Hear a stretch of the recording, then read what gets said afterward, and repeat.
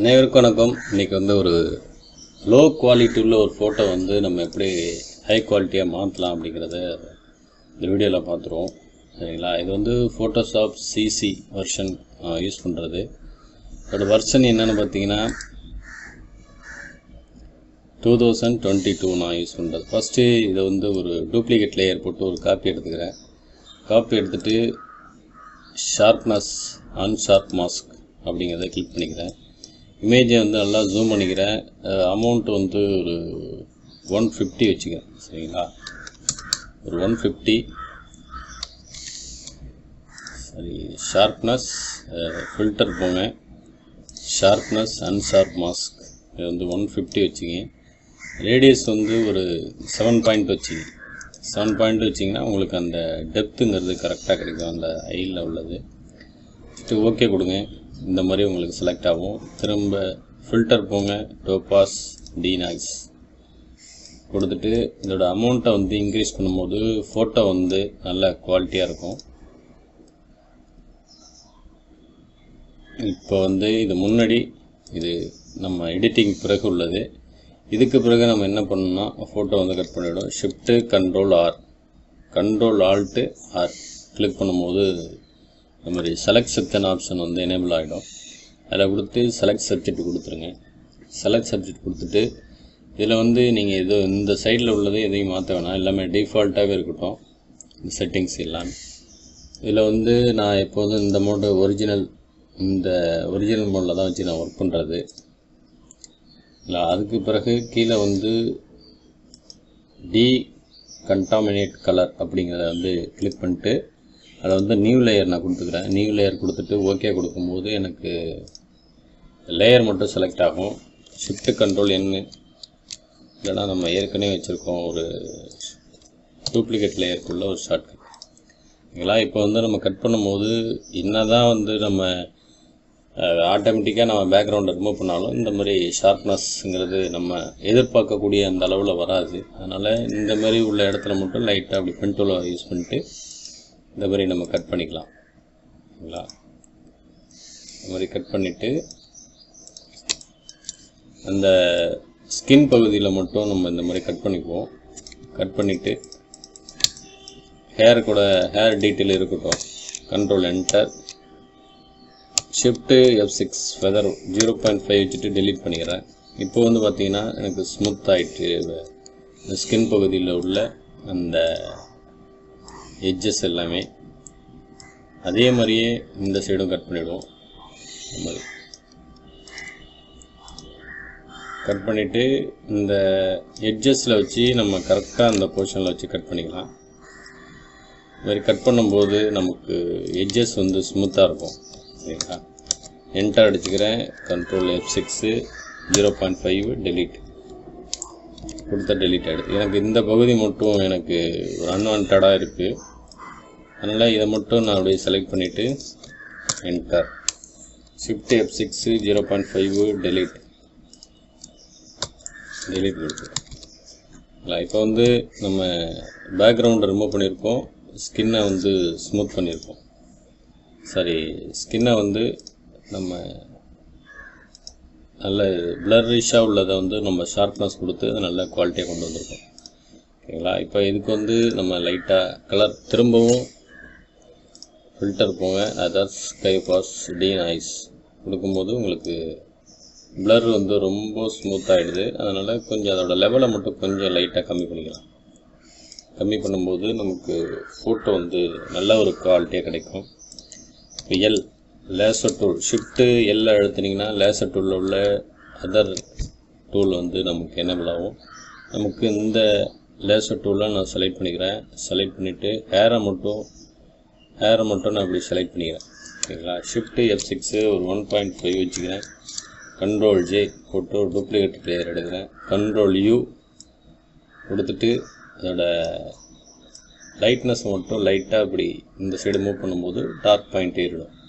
இந்த ஹேரோட original colour வந்து கிடச்சிடும். இது வந்து நம்ம எடிட்டிங் முன்னாடி உள்ளது, எடிட்டிங் பிறகு உள்ளது. ரெண்டுத்தையும் ஷிஃப்ட்டு ஹோல்ட் பண்ணிவிட்டு இங்கே வச்சுட்டு ரைட் கிளிக் பண்ணோம்னா மெர்ஜ் லேயர் வந்துடும். இப்போ வந்து நமக்கு colour balance. Okay, control U hue and சேச்சுரேஷனில் ரெட்டை கொஞ்சம் லைட்டாக இன்க்ரீஸ் பண்ணிக்கிறேன், ஒரு எல்லோவை கொஞ்சம் இன்க்ரீஸ் பண்ணிக்கிறேன். ரெட்டு எல்லோ லைட்டாக இன்க்ரீஸ் பண்ணால் போதும், நமக்கு ரெட்டு தான் மேக்ஸிமம் கலர். ஓகேங்களா?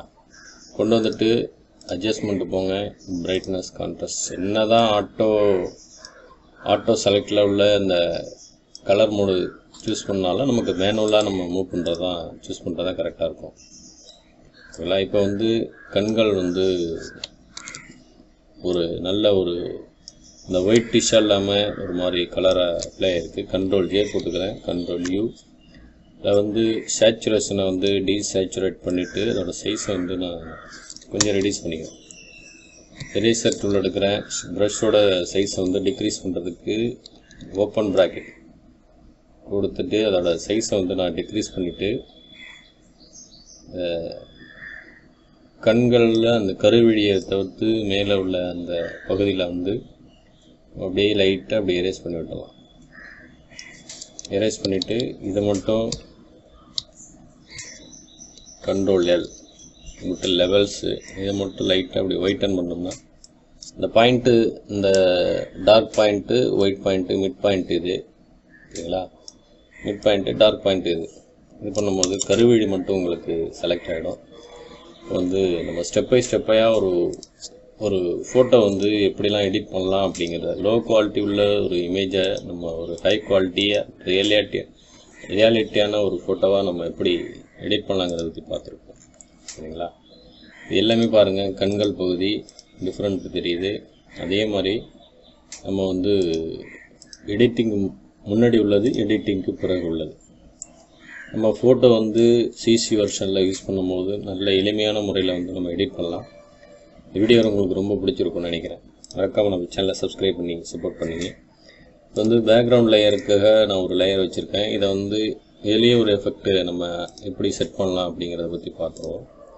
இதை வந்து எனேபிள் பண்ணிக்கிறேன். எனேபிள் பண்ணிவிட்டு பிளர் போகிறேன். பிளர், காஷியன் பிளர் அப்படிங்கிறத நம்ம கிளிக் பண்ணிவிட்டு இதோட பிளர்னஸ் வந்து கொஞ்சம் லைட்டாக இந்த மாதிரி வச்சுக்கலாம். வச்சுட்டு ஸ்மெட்ஜ் டூல், இதில் வந்து ஷார்ட்கட்டு கிடையாது. ஸ்மெட்ஜ் டூலுக்கு நம்ம டிஃபால்ட்டாக செட் பண்ணோம். அது எப்படி செட் பண்ணணும்னு நெக்ஸ்ட் வீடியோவில் நம்ம சொல்லிக்கலாம். ஓகேங்களா? ஐ ட்ராப்பர் டூலை பிக் பண்ணுறேன், கலர் பிக் ஆகுது.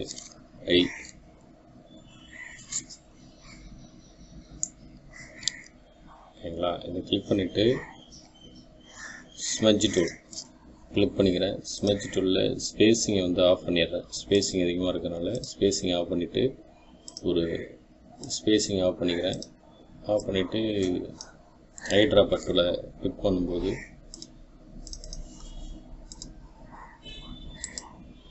இதை வந்து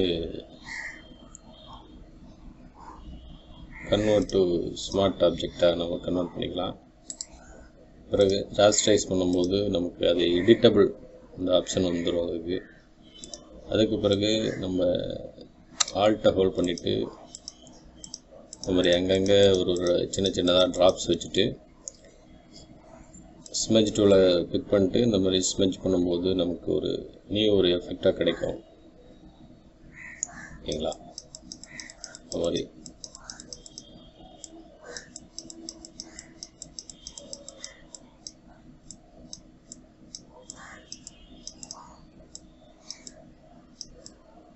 அங்கங்கே ஸ்மெட்ச் பண்ணிவிட்டு இதை ஒரு ஃபோட்டோ ஃப்ரேம் டிசைனாக கூட நம்ம கன்வெர்ட் பண்ணிக்கலாம். ஓகேங்களா? இந்த மாதிரி தான் நான் வந்து ஃபோட்டோவெலாம் எடிட் பண்ணிவிட்டு இந்த மாதிரி தான் நம்ம எளிமையான முறையில் ஒரு இடத்துல வந்து நம்ம பொறுமையாக ஸ்மெட்ச் பண்ணுற மாதிரி இருக்கும், ஒரு இடத்துல வந்து நம்ம ஸ்பீடாக பண்ணுற மாதிரி இருக்கும். நம்மளோட அந்த எஃபெக்ட்டுக்கு எந்த செக்ஷனில் எந்த போர்ஷனில் வந்து நமக்கு இந்த எஃபெக்ட் இருந்தால் நல்லாயிருக்கும் அப்படிங்கிறது நமக்கு தெரிய வரும்.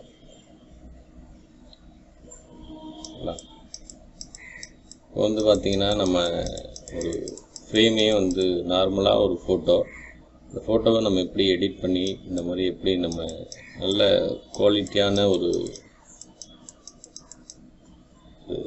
ஃப்ரேமாக வந்து நம்ம கன்வெர்ட் பண்ணியிருப்போம் இதை. சரிங்களா?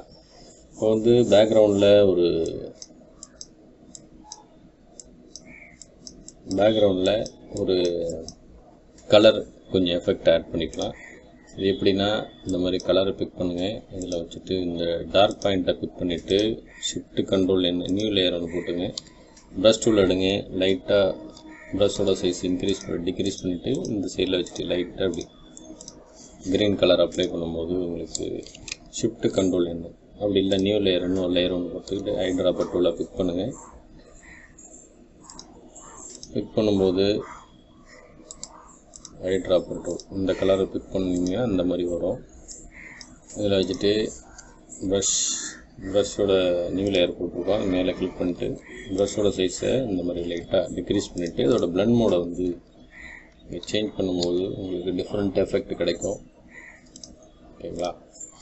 ஒரு சாதாரணமாக உள்ள ஒரு ஃபோட்டோவை நம்ம எடிட் பண்ணி இந்த லெவலில் கொண்டு வந்திருக்கோம். இந்த வீடியோ உங்களுக்கு ரொம்ப பிடிச்சிருக்குன்னு நினைக்கிறேன். மறக்காமல் நம்ம சேனலை சப்ஸ்கிரைப் பண்ணி சப்போர்ட் பண்ணுங்கள் ஃப்ரெண்ட்ஸ். தேங்க்யூ.